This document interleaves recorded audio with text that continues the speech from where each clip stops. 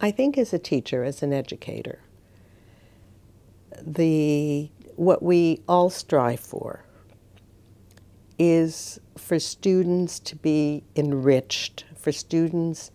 to begin to think differently, to look at the world, at themselves in a different light, to begin to think critically and to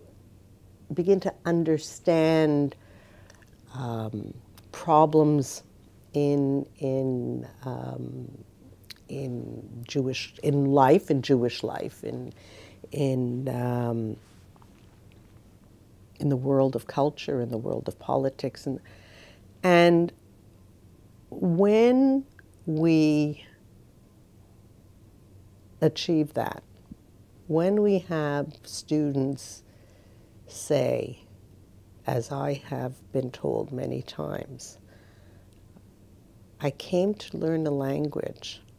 and left knowing and understanding that there's a whole culture and a whole world out there,